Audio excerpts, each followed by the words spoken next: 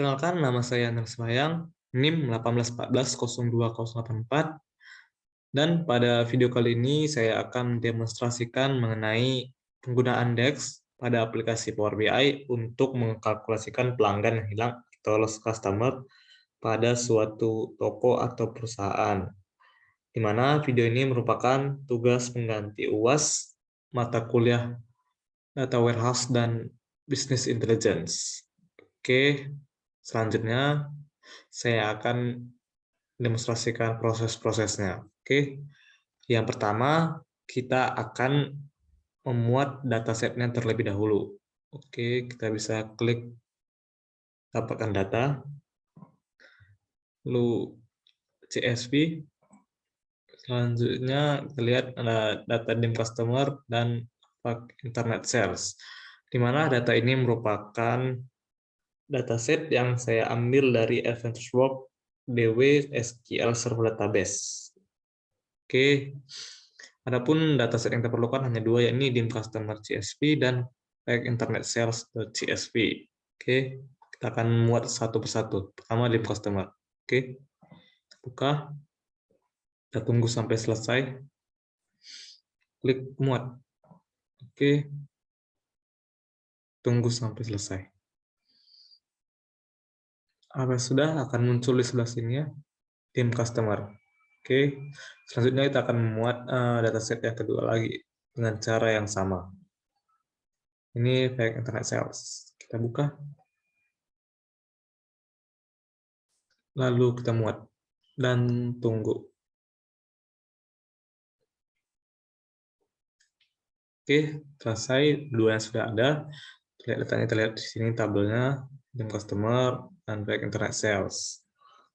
Oke, selanjutnya kita akan menggunakan DEX dengan aplikasi Power BI. Oke, langkah yang pertama yakni kita akan membuat visualisasi tabel terlebih dahulu. Oke, kita cari tabel.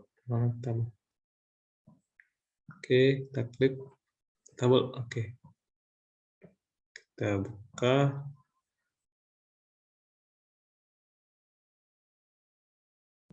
Selanjutnya kita akan memilih data yang ingin ditampilkan ke dalam tabel tersebut. Di sini kita akan menampilkan first name dan last name. Oke. Oke, first name dan last name dari customer. Untuk mempermudah penggunaannya, kita akan buat sebuah kolom baru dari tabel ini, yakni kita buat dengan cara kita klik kolom baru. Selanjutnya kita beri nama full name. Lalu kita buat query-nya untuk menggabungkan data dari kolom first name dan last name. Ini dim customer first name. Terus kita tambahkan spasi terlebih dahulu. Oke. Lalu tambahkan dengan last name dari dim customer. Oke, selesai, klik enter. Oke, sudah ada kolom baru bernama full name. Kita akan masukkan ke tabel. Oke, sudah selesai. Kita akan hapus saja first name last name dan hanya menyisakan full name. Oke, selanjutnya kita akan menambahkan data kolom sales amount dari dataset pack internet sales ke dalam tabel ini ya. Di mana data sales amount adalah data jumlah pembelian yang dilakukan oleh pelanggan. Oke, kita cari dari internet sales. Sales amount. Oke, kita masukkan. Oke, sudah ada datanya. Karena ini merupakan data nominal uang, jadi kita akan ubah formatnya dalam bentuk currency. Oke, kita format untuk sales amount. Kita buat mata uang dengan digit 2 di belakang koma. Oke, sudah selesai. Kita kembali lihat, sudah ada full name beserta sales amount-nya. Oke, selanjutnya kita akan membuat DEX-nya. Namun sebelum itu kita akan membuat sebuah slider yang berfungsi untuk membuat filter batasan data pada periode waktu tertentu. Untuk membuat slider, kita bisa klik tombol parameter baru yang terdapat pada tab modeling atau pemodelan. Oke, kita klik parameter baru. Oke, akan muncul tab sebagai berikut atau pop-up.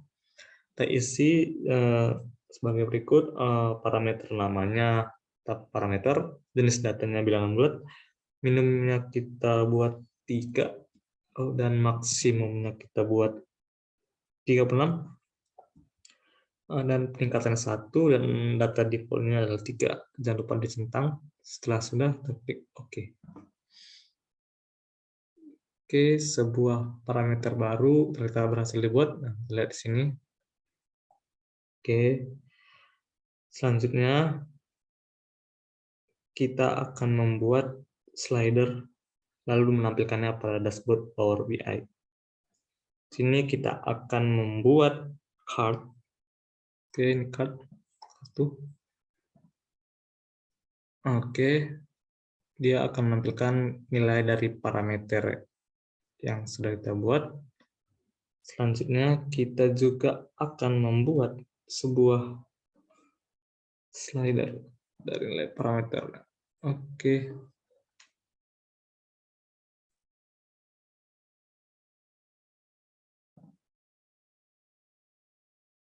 Oke, sebentar kita akan ulangi dahulu. Kita akan tampilkan lebih dahulu slider yang telah dibuat. Ini parameter. Oke, kita atur lokasinya. Oke, di sini ukuran data kecil. Selanjutnya kita akan masukkan card untuk menampilkan nilainya. Oke, sebentar. Oke, kita hapuskan dulu. Kita ambil slidernya. Sini. Selanjutnya kita akan buat card. Oke, kita akan isi dengan nilai parameter. Oke, kita taruh atasnya. Nah, oke, nah slidernya sudah berhasil kita buat. Lihat, kalau kita sudah 9, nilai card-nya akan berubah juga untuk nilai parameter slidernya.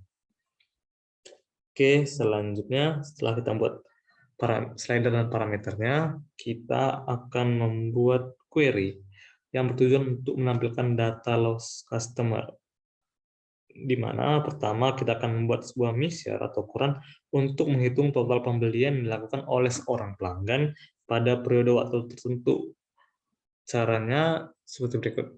Sama seperti membuat kolom, di mana kita klik kanan, membuat ukuran baru atau measure baru. Selanjutnya kita buat namanya total penjualan pada periode. Oke, lalu kita buat query-nya sebagai berikut, yang bertujuan untuk menghitung total pembelian yang dilakukan oleh seorang pelanggan. Kita buat vertical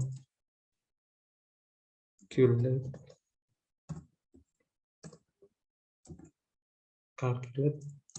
Oke, bawah sum dari internet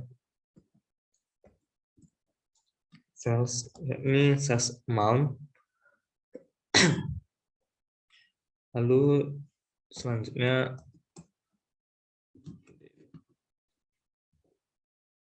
in period internet sales order date. Kita buat lagi oke, koma last date, buat tag internet sales order date juga, dan date. Oke, kita koma. Lalu kita buat selanjutnya adalah -1 dikali dengan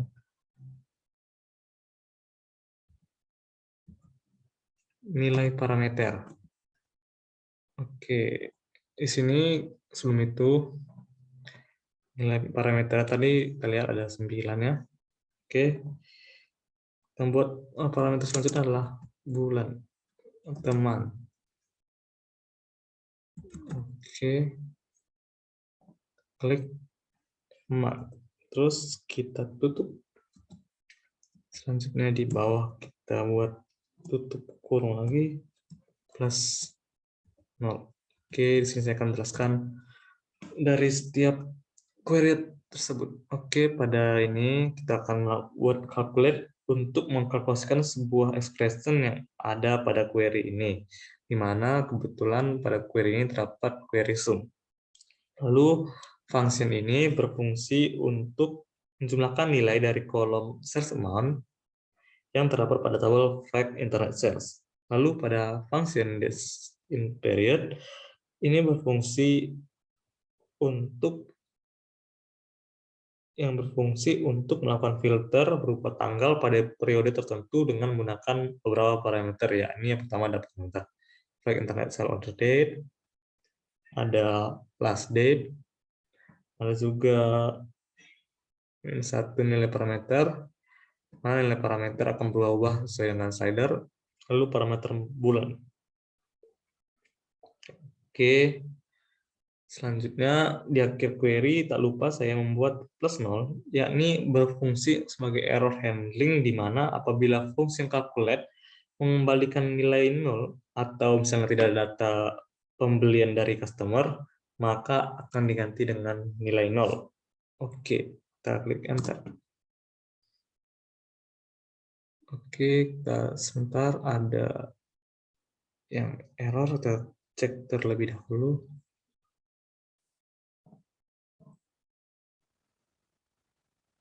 Oke, kita coba mana yang salah. Kita hapus di sini. Kita tutup dengan kurung. Oke, last date. Oke, selesai. Coba kita enter. Oh, masih ada yang salah. Kita cek lagi dulu.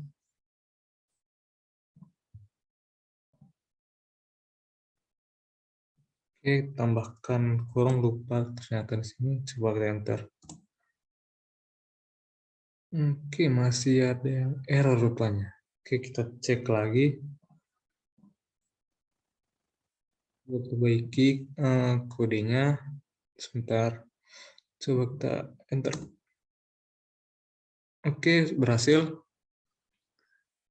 Sebelum itu kita akan mengubah nama parameter yang sebelumnya jadi bulan yang lalu supaya lebih mudah untuk menandakan periode waktunya. Oke, kita jadi bulan yang lalu. Oke. Nah, di sini jangan lupa untuk mengganti pada function yang kita buat tadi atau measure pada mana tadi ya? Pada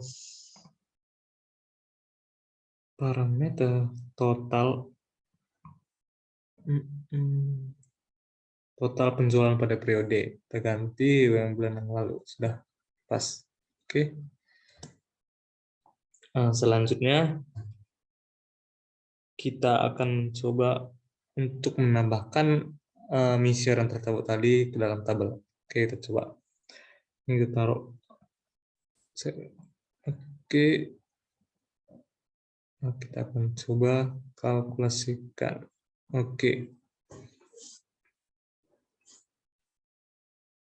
Sebelum itu kita ubah lagi tipe datanya menjadi currency, total penjualan. Kita buat formatnya menjadi mata uang,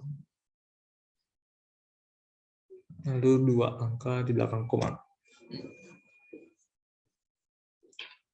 Oke, Terlihat pada 3 bulan pertama atau 3 bulan lalu total penjualannya masih 0 ya. Kita bisa lihat apakah ubah menjadi 17, coba kita ubah parameternya 17, terlihat apakah ada perubahan.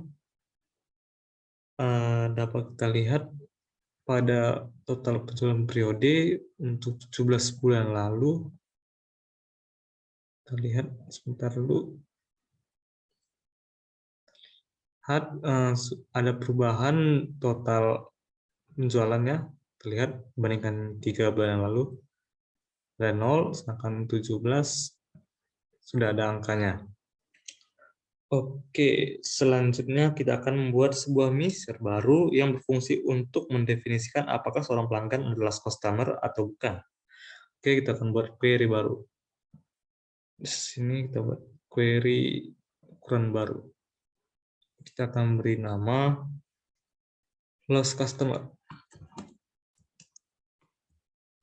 Akan buat query-nya menjadi permisalan if total penjual pada periode kolom yang ini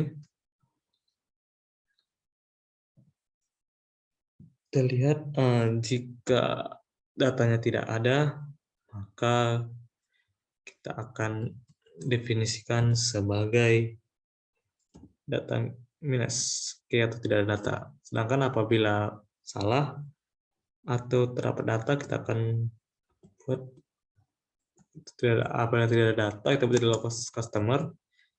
Jika ada, kita buat jadi minus. Oke, artinya ada customer. Oke, kita klik enter. Oke, kita akan coba tambahkan pada tabel ini measure yang telah buat sebelumnya, yakni lost customer. Kita coba tambahkan. Oke, dapat dilihat pada tabel sudah ada keterangan lost customer pada periode 17 bulan yang lalu, di mana data ini akan berubah sesuai dengan parameter yang kita buat. Oke, sudah ada 11 bulan yang lalu, customer yang bernama Aaron Adams statusnya merupakan lost customer, sedangkan pada 17 bulan lalu masih lost customer juga, sedangkan Alexander yang sebelumnya lost customer menjadi tidak.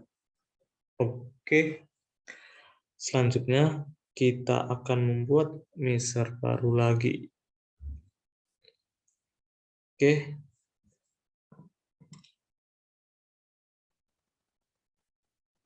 kita akan membuat sebuah measure yang akan menentukan status dari seorang pelanggan, apakah termasuk pelanggan baru, atau new customer, atau pelanggan tetap berjalan, atau pelanggan lama yang belum melakukan pembelian lagi. Berikut query yang kita buat. Sebelum itu buat dulu ukuran atau measure baru. Oke, kita definisikan namanya menjadi mungkin customer status. Kita buat query-nya sebagai berikut. If kita buat total penjualan pada periode sama dengan jumlah sum dari fact internet sales amount-nya, lalu apabila jumlah total ini sama dengan total keseluruhan, maka hasilnya akan dikategorikan sebagai new customer. Sedangkan apabila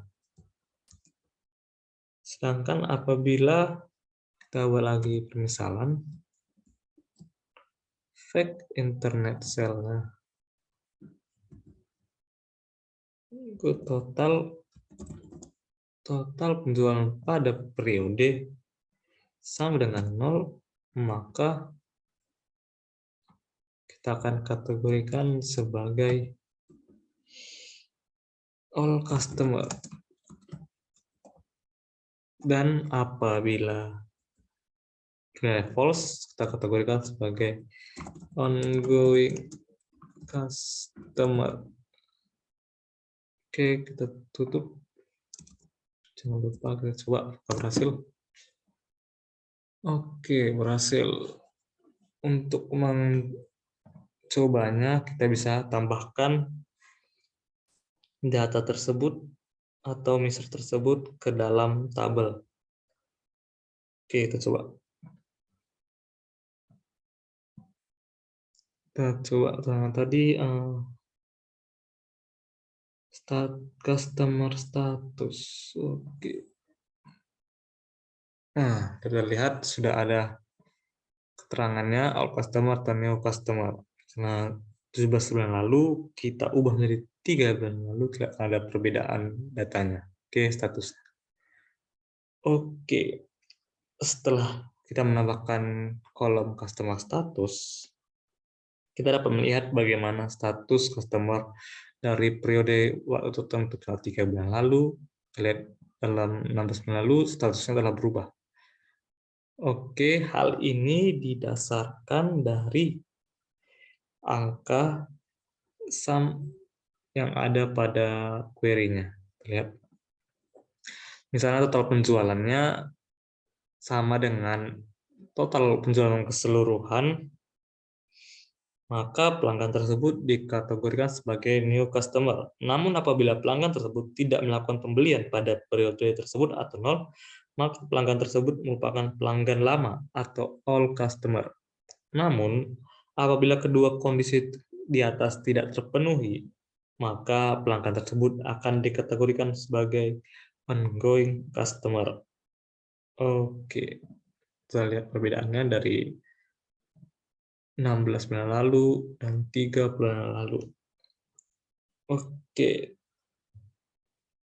di sini kita telah berhasil menentukan apakah seorang pelanggan merupakan lost customer atau tidak. Selain itu, kita juga bisa menentukan status dari pelanggan pada periode waktu tertentu dari 3 bulan lalu, 4 bulan, 6 bulan, atau 16 bulan yang lalu. Maka selanjutnya kita akan membuat sebuah miser atau ukuran baru yang bertujuan untuk mengkalkulasikan total penjualan atau revenue dari toko tersebut. Nah, ini kita akan tampilkan dalam bentuk card. Berikut kita query yang digunakan. Kita buat sebuah ukuran baru ya di sini. Kita beri nama total revenue, di mana isinya yakni query-nya sebagai itu, sum x relate table dari fact internet sale, dan parameter selanjutnya adalah fact internet sale. Oke, sales amount, sales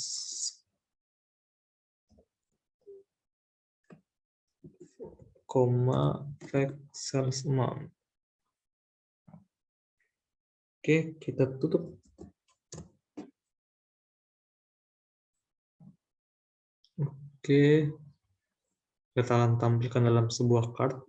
Kita ambil card. Selanjutnya kita tambahkan data dari total revenue ke dalam sini. Oke, berarti total revenue-nya ada 47 million. Oke, kita ubah dulu ke dalam format mata uang dengan angka 2 klik koma. Oke, kita lihat total revenue dari tabel sales amount. Lihat 46,4 juta dolar. Oke. Dengan demikian, kita telah berhasil menggunakan DEX pada Power BI untuk melakukan kalkulasi pelanggan yang hilang atau lost customer, atau pelanggan yang tidak lagi membeli atau menggunakan produk pada toko atau perusahaan. Di mana kita berhasil, misalnya pada periode 3 bulan lalu, kita dapat menentukan apakah pelanggan ini merupakan lost customer atau tidak. Bahkan kita coba ke periode 20 bulan lalu, terlihat ada pelanggan yang statusnya tidak lost customer lagi. Oke. Demikian video